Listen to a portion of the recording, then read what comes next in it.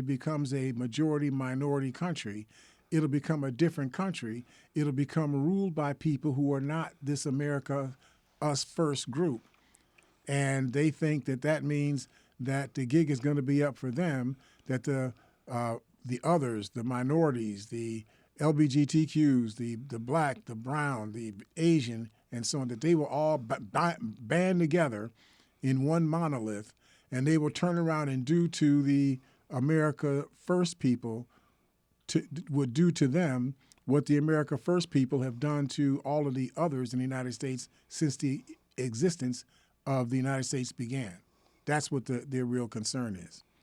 At least that's my theory. That's the theory of the case. If you all disagree, please call and tell us why you disagree, or tell us if you agree. I'm just trying to help us to understand what's going on. And the reason why I say that this is about this America First thing is Donald Trump is gambling. He's rolling the dice that if he can delay his prosecutions long enough to get past the November, whatever the first Tuesday is in November of 2024, if he can delay his prosecution until after that date, he believes that the America First people will win the day and reelect Donald Trump as president of the United States. And once that occurs, he'll abolish the Justice Department. He will eviscerate all of the prosecutions that are going on against him. He would direct the Justice Department to end those prosecutions. And if there's anything that can't be ended by just a presidential executive order, he'll just pardon himself. You know, he'll just make law. Right. You know, to make things be what he wants things to be. Right. That's his objective. And the only way that this works is if this America First faction of the American public, if they end up winning the day. So when I read these polls that say that Joe Biden only has a support of 43% of the population and 48% of the population supports Donald Trump, I get concerned. I don't really think that poll measures what will actually happen in November. Right. But it does, give you a sense of what the water temperature is. Mm-hmm. And the water temperature is getting more than just lukewarm now. It's getting, higher. It's not boiling, but it's getting higher than lukewarm. Right. And by that I mean that, there's a population of people in this country who have been buying. The America First people didn't need any help. They just want them to be in, their faction of America to be in charge. But there's another group of Americans, some young people, some black and brown people who think, well, Joe Biden, look at him. He's 80 years old. He walks slow. He makes a gaffes when he slips in some of the words that he says. Maybe we'd be better off with somebody younger. So they think somebody younger is somebody 3 years younger than 80-year-old Joe Biden. Somebody 77 years old, they think that makes it better. He's younger and so on. So you got people that buy that. You got people who are listening to the script that's being run nightly by the media. I listened last night. They were talking about the fact that the inflation rate, has come down significantly. Now it's below 3%. It's somewhere around 2.8, 2.9%. Right. Their goal was 2.2%, according to Jerome Powell, the chair of the Federal Reserve. Mm-hmm. So if you got it down to 2.8, 2.9%, doesn't that mean your monetary policy is working and you should just leave everything alone? Right? I mean, you got unemployment to the lowest level it's been in 50, 55 years. Mm-hmm. You got inflation under control. You got an expanding job market. You got 200, 300, 400 jobs being created every month.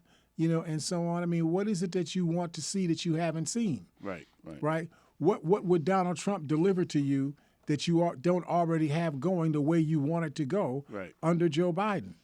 But the media talked about the inflation, and they said, well, they didn't put, housing costs in that equation for inflation. Well, the reality is if you put housing costs in the equation, the inflation rate would be lower than it is right now. But the media didn't tell you that.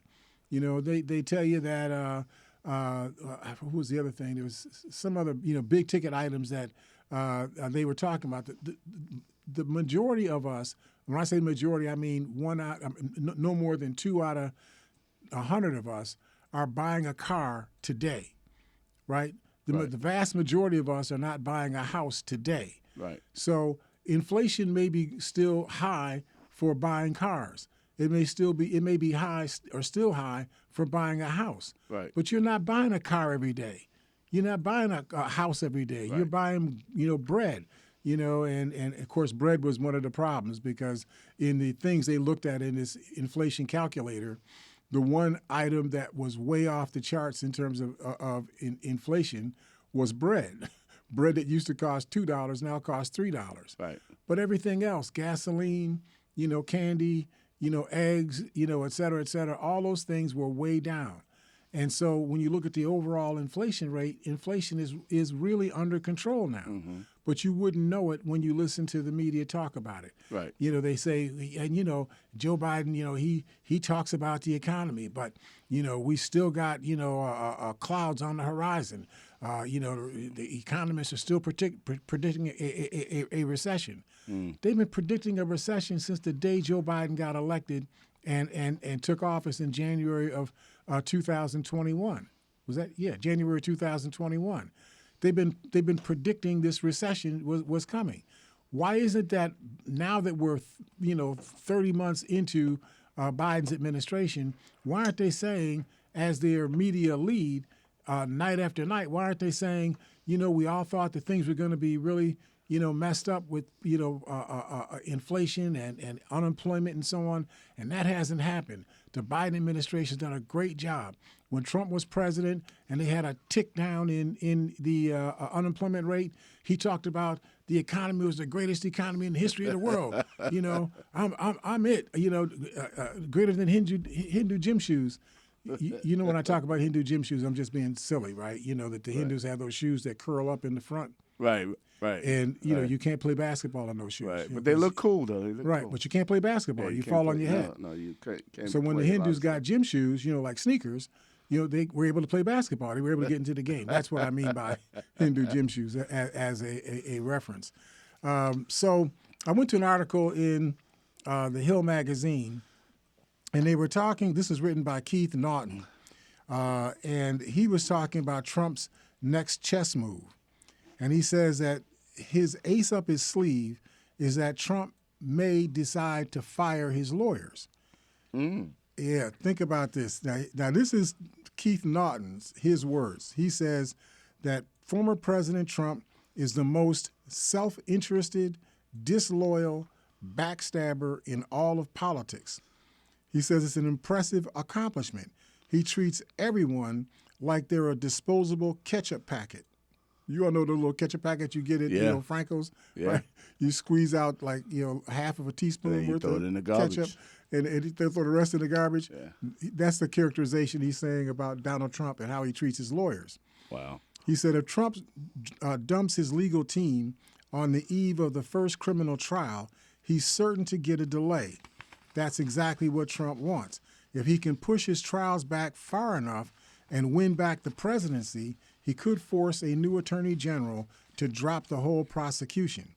If Trump ditches his legal team right before his March of 2024 trial date, the judge will have little choice but to delay. That could mean a 90, maybe 120-day delay, a 3 or 4 month delay. It could even be more because you can expect Trump to be as slow as possible in finding a new counsel. Also, if he ends up having to hire an inexperienced set of lawyers and his prosecution turns out bad, he can use the fact that his lawyers were inexperienced as a appeal that he had ineffective counsel and have the process start all over again. This is what I mean about America's justice system. Wow. I understand we need justice in the justice system, but you have somebody with a lot of money who can afford to pay people to keep pressing, these issues. You could delay and contort and twist the system so that by the time you actually get to a trial, the case is 6, 7, 8 years old, and people have lost whatever fever that they had over why you should have been prosecuted in the first place. That's what this is really all about. And so Trump is going to make as much trouble as he can. and stretch the rules to a breaking point. The collateral effects is that everything else that involves Trump is going to be pushed backwards. The classified documents case that's supposed to be prosecuted in May of 2024, that case will get pushed out so far they may even end up dropping that case. Cited as was cited as the most open and shut case, and so delaying this trial would be paramount for Donald Trump's interests. The Georgia case, Fannie Wilson is beyond Trump's ability to cancel, meaning Trump doesn't have to push things back much to ensure that any trial would not finish prior to. I'm sorry. What they're saying there is, even though Fannie Willis has some control over the trial date for the Georgia case, and Trump's ability to cancel his lawyers is not as viable in Georgia as it would be in New York or in the federal case. Trump still does not have to delay or push things back very much to ensure that any trial would not finish prior to Inauguration Day in January of 2025. And then Keith Naughton talks about there are the entertainment effects as the collateral stuff, for Trump, pushing things back. He says the Trump-hating left would have an absolute all-consuming meltdown over Trump's move. He says that it would be day after day of rage and teeth gnashing for weeks and perhaps months. So I won't go into much of that.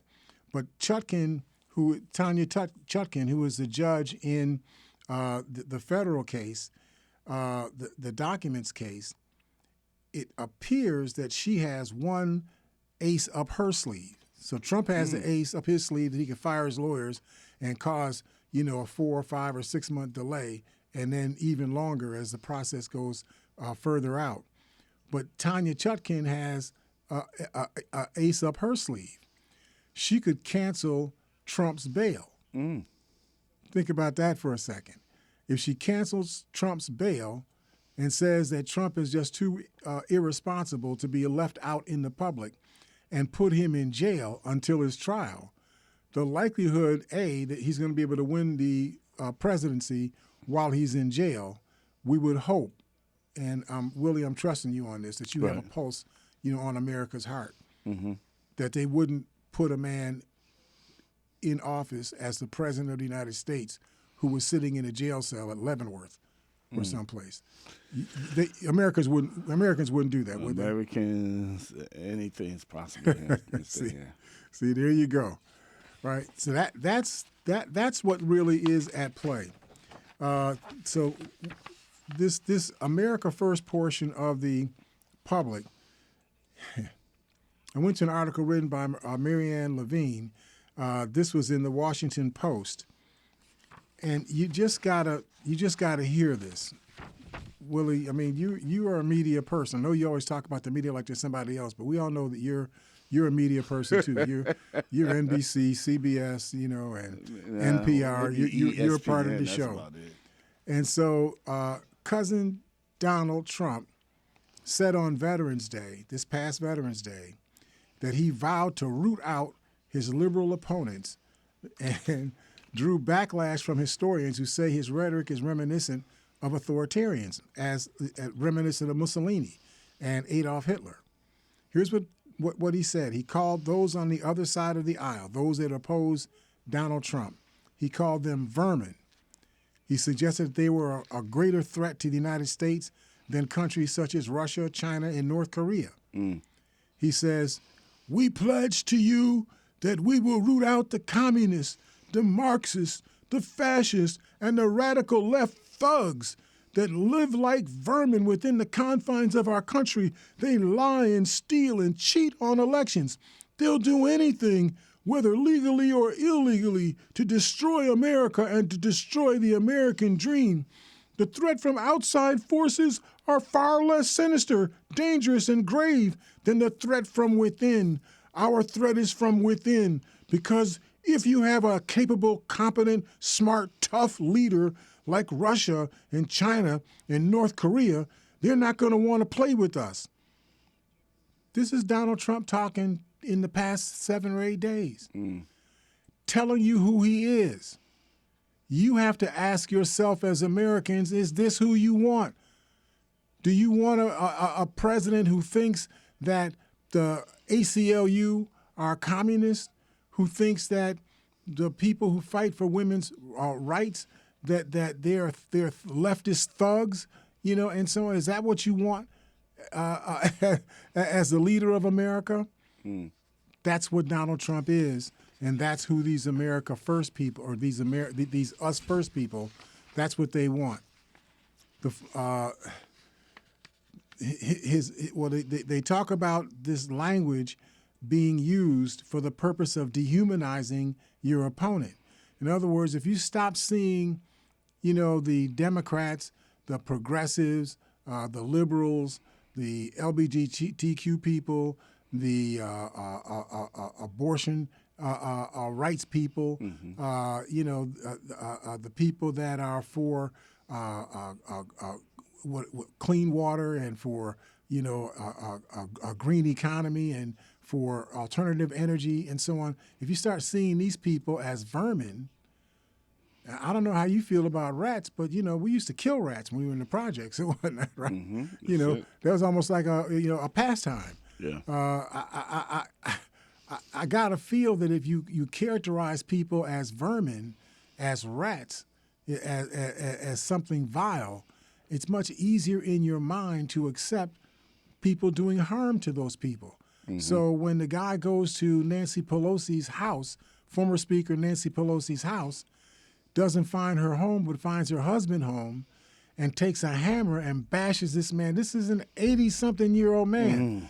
Bashes this man upside the head with a hammer. Wow. And he does that when the police showed up. Wow. He didn't do that and then run. When the police showed up, that's when he bashed the guy with the hammer. Then he said, well, I wasn't really there to hurt him.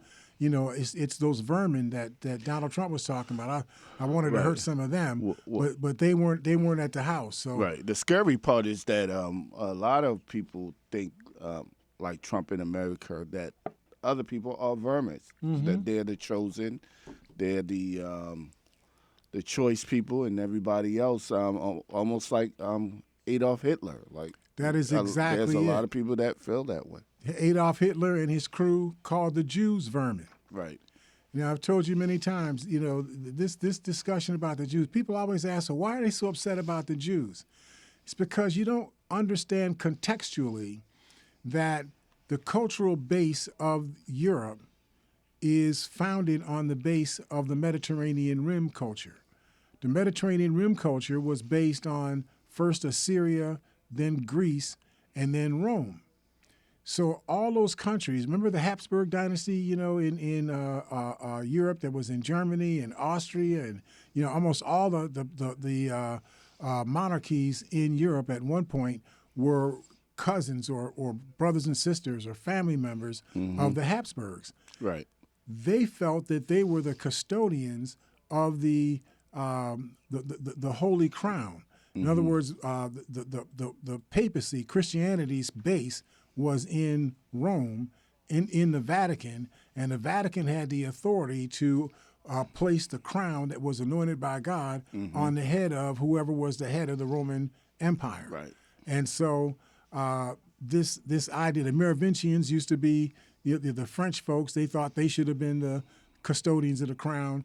And, of course, the Germans thought they should have been the custodians of the crown, or they were called the Prussians back then, and so on. And so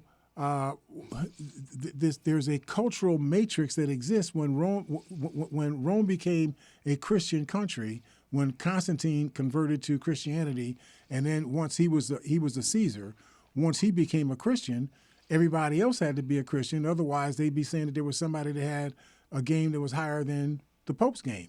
And the Pope's game had to be the best game on earth because, the Pope was infallible. The idea of I'm not sorry, the Pope, but the Caesar was infallible. The idea of the Pope being fallible was because Christianity became the Roman state religion, and it was not possible for the Caesar to be underneath the authority of the Pope. So the Caesar had to be infallible, in all matters of state, and the Pope had to be infallible in all matters of faith, and so on. And so that becomes the bedrock that the European governments were built on as they evolved from the Mediterranean Rim. So if they're all Christians, or mostly Christians in their royal governance structures, who are they looking at when they look at the Christ? What they see is, the Christ, was the new revelation, the New Testament. Mm-hmm. But the Christ comes in, and the Jews, who considered themselves to be the chosen people, that meant that they were no longer the testament that you should be operating under. You should be operating under the New Testament. Right. And who was the author of the put it bluntly, the murder of the Christ? It was the Jews, right? Pontius Pilate, in one of their little holiday things, he says, well, okay, it's normally on this day, we free some people, a little bone that we give to you all. Right. So he's talking to these people in Judea, wherever it was in that area, and he says, we have Barabbas over here. He's a thief, he's a rogue, he's a rapist, he's a punk, and so on, a no good, terrible person. And we have the Christ over here. He's giving people hearing. He's giving people eyesight back. He's helping them heal their households. Right. He's making people feel like they have hope. And my wife said, "Don't do nothing to that man." And my wife said, "Don't hit him. Right. Don't touch him." Right. I don't even know why I got him in the jail. Right. My wife said, "Take him out of the jail." Right. But no, I'll give you all the choice. Right. You can take the punk, or you can take Jesus Christ. Who would you want to be free? They say, "Give us They said, Barabbas." give us Barabbas. Give us Barabbas. Now, I don't know these stories to be true. I just know that that's not even in the Bible. I'm not so sure. No, that's in the Bible. Oh, I'm sorry. It is in the Bible. Definitely in the Bible. I missed that. Yeah. But my point is, I don't know that to be true. I don't know if that's, like sort of folklore that people stuck in, to help legitimize whatever it is they were thinking at that time. Right.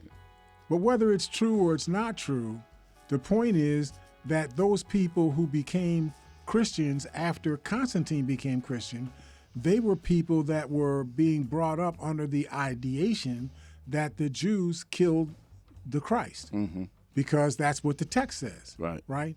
But the text doesn't actually say that. It says the Jews asked for Christ's head.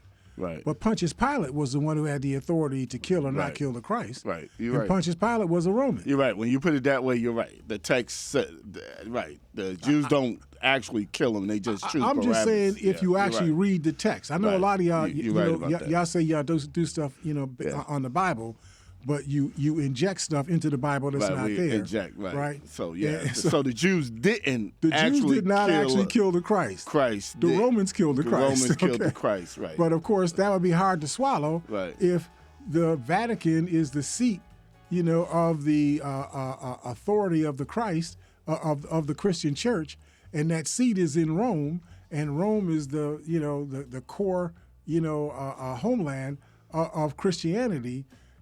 That dog doesn't hunt so well if the Romans were the ones who killed the Christ. You just make me think of something. Nobody wanted the blood of Christ on their hands, but Jesus died for his blood for all of us. If died for everybody. Right. So the point is, whether it was Pontius Pilate who did it, whether it was Nero who did it, whether it was Constantine who did it, or whoever did it, it doesn't make any difference to the testimony of the Christ. The Christ died for everybody. He died even for the people that killed him. Right? But that's not the way that's taken in the folklore that runs into the homes of the people, that were grown up in this new growing Christian religion. Right. And so I think that this belief system that the Jews killed the Christ, and that therefore they were the antithesis of Christianity. Right. And remember, the Jews were killing people that were talking the stuff that Christ was talking, that were followers of Christ. Remember Paul, who he was Saul, but he was renamed Paul. Paul, right. Remember, he was essentially the first recorded mass murderer. That's right. He said that, he killed many. Right. He'd go to the Sadducees and the Pharisees and say, who you want off now? Right. And he'd go out and do the do. Right. He right? said, I'll take care of it. But, he met the Christ, on the road, and he got converted, and he became the 13th apostle, stronger than any of the other apostles. He wrote most of the New Testament. I mean, he was the fundamental, right? But the reality is, you had this political thing where the Jews were persecuting these new Christians. Right. So that's a foundational framework of what was being thought by people when Rome became a Christian nation under Constantine. Then all of these people in the Mediterranean Rim, Spain and France and Greece and so on, all these countries, they became Christian countries, and the idea of the Jews being the enemies of the Christians, that was something that was rooted in. So I think that that's a part of the sort of cultural DNA of what goes on in Europe. And of course, America are the descendants of Europe, so the cultural DNA of Europe winds up being the cultural DNA of the United States. Right. So, and I just need people to understand this now. You can get mad at me if you want, but what you all keep calling anti-Semitism, which is not anti-Semitism, it's anti-Judaism, that this anti-Jewish strain existed in the United States just as much as it existed in Poland and in France and in Germany and in Serbia and Austria and so on. This anti-Jewish strain, or sentiment existed in all these places. That's the reason why I was able to take off in Germany with such fervor, because there were so many people in the population stream of Europe that already felt ugly towards the Jewish people, because there was this sort of historic stain that they had on a Jewish people and so on. Right. There's also another piece of this, that the Jewish people who migrated from Judea and from North Israel, when the Northern Kingdom that was called Israel, but it had become called Samaria. But the people that migrated from there into Europe, into Iran, into Iraq, into Afghanistan, into Poland, into Germany, and so on, those people didn't look like the Jews that you see today. The Jews that you see today, the Netanyahu type people, they look like average white men. But the Jews who migrated into Southern Europe and Southeastern Europe and Southwestern Asia, they didn't look like today's white man. They look more like today's Arabs, right? Gotcha. Or even darker. And so there was this racial issue also with Jewish people, that you're not really, white people like us. You're like a dirty white person. You're a dusty, an inferior kind of white person. That's what this was all about. Now you take that on top of the fact that the Jews had a tremendous knack culturally towards, or an affinity rather, not a knack, but an affinity towards being tradesmen, merchants, business operators, and so on. Very successful in business. That was their cultural stream, because they lived in a matrix where all of the cultures in southwestern Asia, southeastern Europe, and northeastern Africa all had to go through Palestine to get to each other. But they didn't have airplanes at that time. They didn't have trains. So they went by foot, through this passageway that was Canaan, that then became Palestine. Those people were all in a intercourse with each other. So if you were living there already, instead of you producing stuff, you would just say, well, listen, I know you got some sheep over here. We'll value these sheep. Sheep, 6 of these sheep will be worth, 1 bar of gold. And so you got some gold over here, so we'll take some of your gold and we'll trade that to him for some sheep, and then I get a piece, you know what I mean? I get a fee on this, and I make my money making, on fees. I make my money on transactions. That became sort of a cultural phenomenon, in Palestine, because all these people had to move through that corridor. It became like logical, for them to be good at that stuff. Mm-hmm. Right. So anyway, I'm oversimplifying. We can't do everything in this hour. How we doing on time? Well, we went all the way. Yeah, 9:42 now. Yeah. Do we need to take care of our sponsors before? Oh yeah. You don't hear the music in the background? Was that? And I barely could hear it. Oh, okay. All right. Listen, folks. I hope that we're making some kind of sense to you. I really wish you all would call in and give us a pulse of what you're feeling. 716-878-5104. That's 716-878-5104. Give us a call. We'll see you on the side of the break here at Living for the People at 91.3 FM WBNY.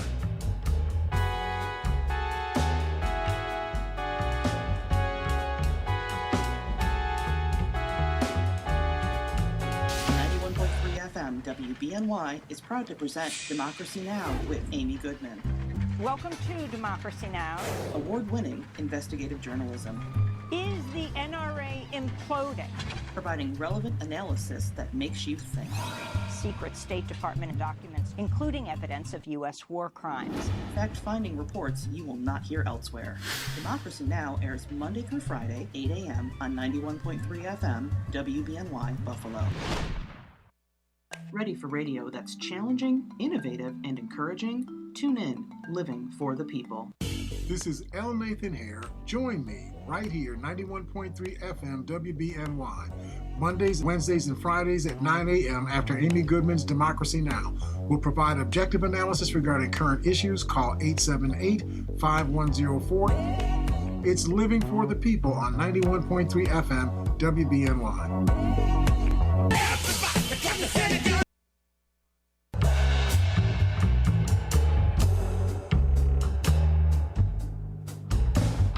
People, this is L. Nathan here, your host. We're here with Willie H., who does the live streaming of the program. Welcome back, Willie. Welcome, everybody, to Living for the People with L. Nathan here. So listen, I want to give you a verbatim summary of what Donald Trump said he would do if he gets elected. These are his words. These are not made up, characterizations of what he said. These are his words. He said he wants to terminate the Constitution. This is in an article written by James Zirin, Z-I-R-I-N. He's writing for The Hill magazine. He says that Trump says he wants to terminate the Constitution. He wants to restore himself to power. His basic idea is to enhance the executive branch power of government in the hands of the president with no checks or balances. He wants to defund the Justice Department. He wants to dismantle the FBI. He wants to break up Homeland Security. He wants to do away with the Departments of Education and the Departments of Commerce. He also wants to take complete control of the independent agencies like the Federal Communications Commission, which sets rules for television and the internet. I don't know if you all remember this, Willie. I don't know if you remember this either. I think we talked about this in the latter part of 2020. Mm-hmm. Sometime in late November, early December, we talked about this. Trump signed an executive order creating the possibility of firing federal employees in policy positions at will. Yeah. Right? Now, remember we talked about this? These people are civil service. Mm-hmm. These people are in positions that they took tests, to get into. Right. They qualified to get into the positions. Right. They went through the ranks and, grew into the positions. Right. And Trump says, no, you're the deep state. You right. People, you don't like me. Now, it doesn't work. The deep state people or these civil service people, they don't like or dislike anybody. They just implement the rules of government that have already been passed by the Congress, right. And the Senate. Yeah, but he wanted to break the rules, so he got to get them out of here. They're not doing. I want them to be working for me. Yeah. To be my crew. I'm the king. You do what I tell you to do. Exactly. So luckily that didn't happen because Biden got elected, and the first thing Biden did, a lot of people don't know this, one of his first steps was to take, when he took office, was to rescind Trump's executive order. Or that stuff would have become, a precedent. Wow. So here's a few more of what Trump says he wants to do. He wants to appoint a special prosecutor to go after President Biden and his family based on the unsupported allegations of corruption. And this thing with this Biden investigation stuff, they've been doing this Biden investigation for 5 years. Since he's been president, right? And every time they do the investigations, when the investigations conclude with nothing, then they just start another investigation. Right. Well, I heard something from somebody else who said this. And when that gets done, they say, well, I heard somebody from somebody else, and they said that. So they go investigate that. Yeah, no, it's just pointing. He's the bad guy. Look what he did. And all they want to do is put as much soil on Biden as they can. Right. So that they diminish his prospects for being reelected. Right. Number one. And number two, they make the American people, no matter how many good things that Biden is getting done, it all seems, minor because Biden's got this shade on him. He's the Biden corrupt, a family and whatnot. Right. Another thing that Trump wants is to investigate people whom he appointed who have been critical of his performance in office. So people like General Milley and so on. People he appointed that when he tried to do something corrupt, like when, he went to the Ashbury Church and took the military with him and kicked out all of the people that were protesting in the square, right? And then took a picture of himself holding the Bible, but the Bible was upside down because he can't read. So his thing is anybody who was critical of him, he wants to investigate them. So he wants the Justice Department to become his investigative arm, like they do in a lot of these other Papa Dr. Valu type countries. Right. He's the king. I'm the king. You do what I tell you to do. He says he wants to close the separation between the White House and the Justice Department. As you know, historically, since the beginning of the country, the Justice Department, even though the Attorney General is appointed by the President, the Justice Department is an independent agency. It does not take its orders on who to prosecute or not to prosecute or what to do in a prosecution. They don't take that from the President. That's done independently, just based on what is, the jurisprudence that has been approved for the Justice Department. Trump wants that to be closed. Wow. He also wants to draft an executive order permitting the military to be deployed in the United States pursuant, I'm not making this up, pursuant to the Insurrection Act, so that soldiers could be used against the protesters that would be certain to break out if he were reelected. Right. Because you know what happened. He gets reelected. You know what you saw, with the ladies in the Washington Mall yesterday. Right. They had to be 150, 250,000, people out there demonstrating for women's rights. Right. You'd have a similar kind of demonstration going on if Trump got elected, out there on the White House Mall. Absolutely. And Trump says, I don't want to hear that. I want the that Marines crap. in there. I want the Marines in there, get some tanks in there. I'm the king here. You guys do it. I want you to get rid of everybody that I don't like. That's a problem. Get rid of them. This will be like Ferguson, Missouri. We'll get the tanks with the 50 caliber guns and whatnot, and we'll just mow you people down. Right. Trump said that this is again the article quoting Trump. He says, This is third world country stuff. Arrest your opponent. And that means I can do that too. He actually said that this past weekend in New Hampshire. Actually said those words.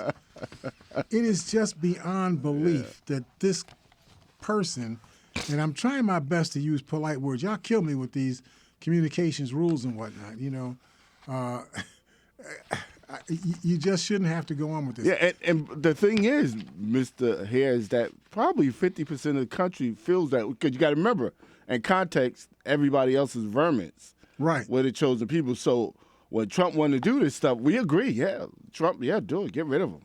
Right. Do what you got to do. After all, they're just vermin. Right. Absolutely. It's not like they're human beings. Right. Absolutely. So, we had a breakthrough with this new Speaker of the House. They finally got the House of Representatives to pass a resolution to approve what they call a continuing resolution that will fund the government up until I believe January the. So, Yeah, I think it funds the government up to January 15th. Okay. And it funds, or some parts of government, it funds up to January 15th, and the rest of government it funds up until February 2nd. All right, that sounds Not good. January 15th, January 19th, right? And so the bill would extend funding until January 19th for priorities including the military, military construction, Of course. of course, Veterans Affairs, transportation, housing, and the Energy Department. Then the rest of government would be funded until February 2nd. Right. And that proposal does not include any additional aid or any additional aid for Israel or Ukraine. So that means we're going to have a fight starting, if not this week, next week, a fight over funding for Ukraine and Israel. And of course, what they're going to try to do is they're going to trade funding. Well, I won't do any funding for Israel unless you put money up for Ukraine. I won't do any funding for Ukraine unless you put some money up for Israel. Israel, which, by the way, gets anywhere from $3 to $6 billion, $3 to $6 billion American dollars every year, and that's a low point.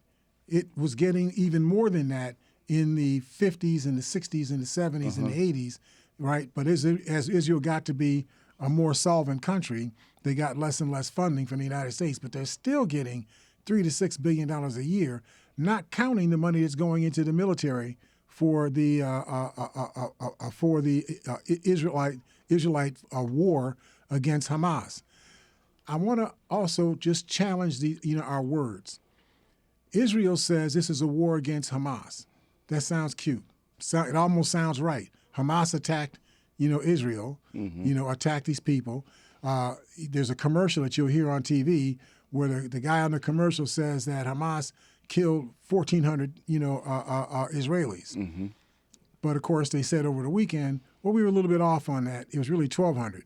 Wow. 200 people is a whole lot of off. Yeah, okay. Yeah. But be that as it may, that's not even a big issue. If Hamas had just killed 1,200 people, it still would have been a completely vicious, atrocious, horrible thing, and everything should be done to find the people that did it, right, and either do whatever you do. I mean, I know you shouldn't assassinate people, but you do whatever you do. You should bring those people to justice, right. Okay? But that's not what Israel did as their response. Israel controls everything in the Gaza Strip. They control the lights. They control the gas. They control the transportation routes in and out. They control fuel and so on. They control everything, for the Gaza Strip. So they could go into the Gaza Strip, go to places where they think these Hamas people might be hiding. If it's underneath a school or underneath a hospital, well, you go in. You don't have to blow the whole hospital up. You can just go in with 150, 200 troops, surrounding the area. Go in, put your smoke bombs in there, smoke people out, and, do what you do. Now, it's going to expose more Israeli soldiers to injury if you do it that way. Right. So instead of having almost no Israeli soldiers, I think they've only had like 6 or 7 Israeli soldiers killed right. During this their response right. Against Hamas. That may be 150, 200 Israeli soldiers get killed if you would do it the way that I'm describing it. Right. Okay. But you wouldn't end up having 12 or 14,000 Palestinian people dead. Innocent people right? dead. 5,000 or 6,000 children dead. Right. Innocent people. Dead. I mean, you can't blame a 4-year-old child, a 2-month-old child on a respirator. You can't blame them, right? So you have to find ways to respond that don't involve you killing, thousands of people. But this is what happened when other people think somebody else, they're vermin. They're vermin. And what did Netanyahu refer to these Hamas? Well, he didn't say Hamas. He said that they have to wipe out Hamas. They got to do what they got to do. But then he said, because these people are just animals. Right, which he meant Palestine. He referred to all of the Palestinians as animals and so on, right? Yep. And so because they were animals and vermin, just like Donald Trump says, then we could just wipe them out. Right. And so that's what they're doing. If you look at the pictures, they have blown up entire blocks. And I'm not talking about just a few. Something in the area of 25% of all of the buildings in the Gaza Strip have been hit either directly or have been hit with shrapnel from bombs dropped by Israel. This is not a fair war. Israel is sitting back in Israel and they're lobbing, and dropping and strafing, armaments, all over the Gaza Strip. And once they've got an area completely under control, then they send in their soldiers to do even more damage and whatnot to these people. Whereas I'm not trying to make the Hamas people feel like they're anything heroic. They're not heroic. What they did was despicable. They deserve whatever happens to them. But they are not the Palestinian people. They may be Palestinian, but they're not the Palestinian people. The Palestinian people is an entire ethnic group. Right. The Hamas people are 20 or 30 people that are members of the Hamas organization. They're not the same people. It can't be fair. Right. It can't be morally right for you to punish 2.2 to 2.4 million Palestinian people Right. because you say 20 or 30,000 Hamas people, and probably only 300 or 400 of them were involved in this attack on Israel. But Mr. Hare, isn't that the way war is? Most of the times you got a handful of people who are guilty, but the people who die are. Well, that's what people always say. That's what people always say. But that's not necessarily the case. If you had a terrorist attack, let's say a terrorist attack occurred in a city and they blew up a school. Right. You wouldn't go back and say, those people that did that, they were Armenians. I got you. You Okay. wouldn't go to Armenia and start dropping, Right. 5,200-pound bombs on Armenia. Right. I got you. You would go to the internet, all of the secret stuff that you all do to find things. Try to at least find that group. Right. You do forensic analyses. You pick up people's telephone traffic and voice, messages and so on. Right. And you figure out who the people are that did it. Then you would hone in on them and you punish them. Right. Right.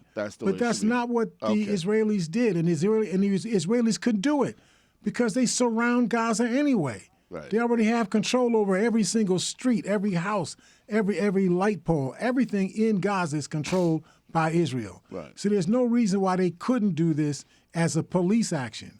But they chose to do this as a war against the Palestinian people. And they are punishing cruelly all these Palestinian people.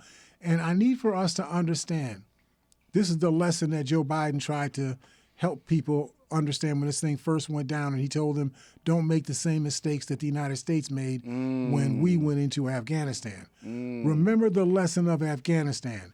Wow. Some terrorist people, mostly Saudi Arabian people, had acquired a lease to rent a space owned by the Taliban people in the Tora Bora Mountains of Afghanistan. They used the land that they were leasing as training ground. And they used that training ground to train people to do these terrible things they did to us in the World Trade Center. Right. The result of that was the United States, instead of doing a police action to find who did this, which they ultimately did, the United States actually found all of the 19 people that were involved in the actual attack on the United States and put people who didn't die, put them on trial. Right. So the police action worked. But the United States bombed Afghanistan. They bombed the Tora Bora Mountains. We killed over 60,000 Afghani people. Wow. As a result of that, the United States wound up having to take over the government of Afghanistan to keep it from completely falling apart. Wow. Then we wound up in Afghanistan for 22 years. And we had more than 5,000 American troops killed in Afghanistan. Wow. So the very thing that we didn't want to occur, we caused it to occur. We actually did it.